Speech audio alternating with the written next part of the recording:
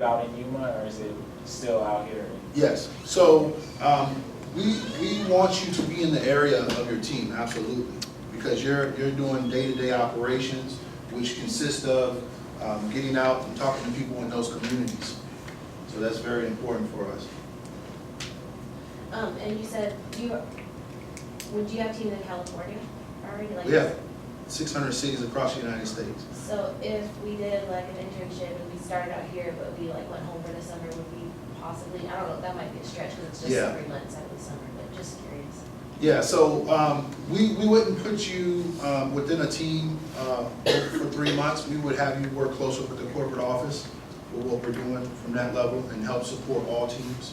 So then we could do like a general manager position out here, but then over the summer we could probably get more on the business side over the summer if we wanted to.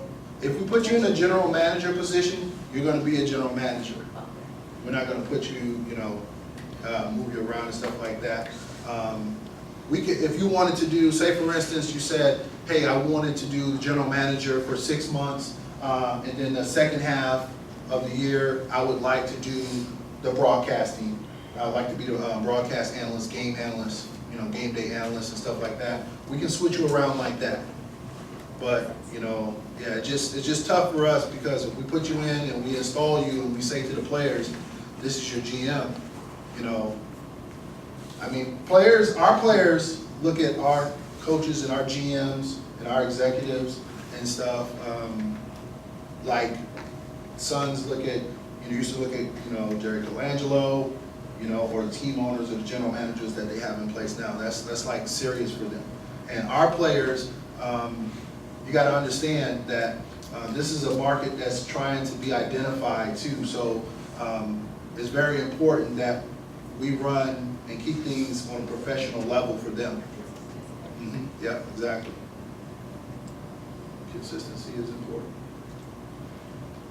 Any questions in reference to sports careers in general that you guys may have or be thinking about? So if I went around the room and I said, why are you wanting to be in sports administration? Or is this a course you're taking, or, share with me. Me? Yeah. What's your name? I'm sorry? I'm Shane. Shane? Yeah, if you could share that with me, Shane, I'm curious to hear. I'm more interested in the marketing side, so I'm hearing this opportunity to work in the marketing side. Is that opportunity this summer? Absolutely, absolutely. We have, so for instance, guys, I'm glad you brought that up. Each team has about 26 positions, okay? You have the GM, but the GM is going to go out and find someone that's marketing, find someone that's in, sports administration. So there's 26 positions that has to be filled. Now, granted, 14 of those positions are going to come from players, but there are, other positions and stuff like that that are available. So if you wanted to do those type of functions, business functions, absolutely, absolutely. And that's available for a team as well as with, our corporate. Let me get him back here real quick. Besides sponsorships, how do your teams create revenue? Great question. So how we created the CBL was when we went out into the marketplace, myself, I was going to start a team in a couple of semi-pro leagues myself. So I started looking at the leagues and just going to games like the ABA, IBL. There's like 10 different semi-pro basketball leagues in the United States. And what I seen after talking to team owners, their general managers, their executives, what I found out and what I believe today with the semi-pro basketball marketplace is that the business model is broken. And I mean that in the sense that semi-pro leagues, there's a lot of semi-pro basketball leagues in the United States that are trying to run their league like the NBA. And none of them have the resources. They don't have the capital resources. They don't have the media platform. They don't have the technological resources. So if you're in Dubuque, Iowa, running a team, a semi-pro basketball team and stuff, and you go to a sponsor in that town and say, hey, I got $100,000 or $200,000 sponsorship packet, they're gonna look at you like you're crazy. They're gonna look like, hey, you know, you gotta stop smoking what you're smoking or whatever, you know?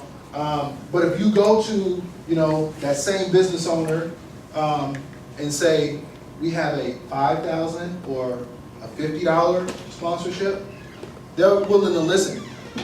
And if you can back that up with, you know, some deliverables, with advertising, you know, products, a media platform, we have all of that. We have team websites that are exclusively branded for that team, those cities where we offer advertising on those websites. We have a magazine coming, so we have a platform for them, and they're getting a lot of bang for their buck. So that's important. That's how we do that. The other way that we do that is that players pay to play in our league, which is reverse. A lot of the other, again, going back to these semi-pro leagues that are trying to pay their players, we have a different system.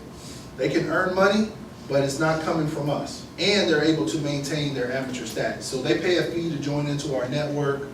We give them access to a sponsorship packet that they can then go out and sell, just like AAU teams do, where they're doing car washes and they're doing different things like that. We built a crowdfunding program website to where people can go on and give them $50, $100, you know, 1,000, what have you. So that's how they're responsible for all their travel expenses, those kind of things. So we don't put those demands on the team owners or teams themselves, which allow us to, you know, operate on a different level. And because there's such demand out there, you know, we can, you know, people, you know, realize that, you know, we can do this. So I think we're setting precedents and blazing a new trail. We're already seeing copycats pop up, trying to do what we're doing, but we were able to get, you know, a little bit out ahead of everybody with what we were doing. So, you know, we'll see what happens. We have to stay innovative, we have to stay creative, and more importantly, we got to get good people involved and become a part of the program of what we're doing. So this is part of our outreach of what we're doing and why we're here today and those kind of things. Where are the games played? So our requirement is 500-seat arenas. So most likely you're going to be junior high, middle schools, and high schools. Or sometimes we played in college arenas. Myself personally, we had games in 11,000-seat arenas, 5,500 tickets, and it looked like nobody was almost in there. And then we've had games in community centers where there was 500 people and people like hanging off the walls, and it was like the best atmosphere ever. So, but we do require 500-seat arenas for all CBL teams. Do you have a website where we can find more information? Yes. So the website, I also have some business cards up here that I'll leave with you guys. The website is cblsemipro.com. cblsemipro.com. If you go to team locations, you can go to Arizona and see like some of the websites and stuff like that.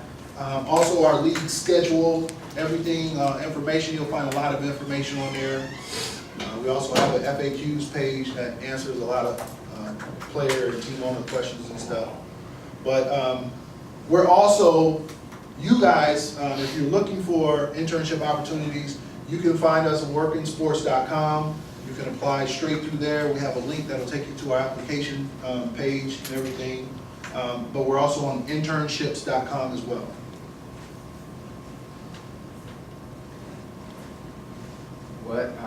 What's your calendar year in terms of schedules and games? So for our exposure league, all of our games start, our season is May 1st to like the 3rd week in August. Yep. And then we take the championship team.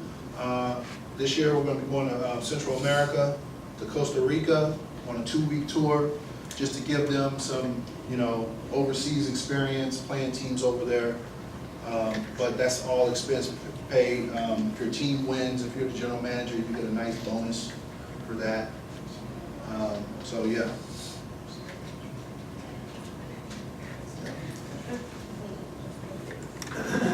So So just think about it, you guys will go from classroom to being the GM and executive of a team, highly respected, a lot of benefits, a lot of fun, and overall, you know, we just want it to be a great learning experience for you. So, any other questions? We'll wrap it up. Guys, I want you to take a minute right now, just jot down on whatever sheet's in front of you, the top 1 or 2 things that Jamar said that has resonated with you, all right? So 1 or 2 things, whether it's about the CBL, whether it's general career advice that he's giving you, or encouragement, 1 or 2 things that most stand out to you from what he's saying today.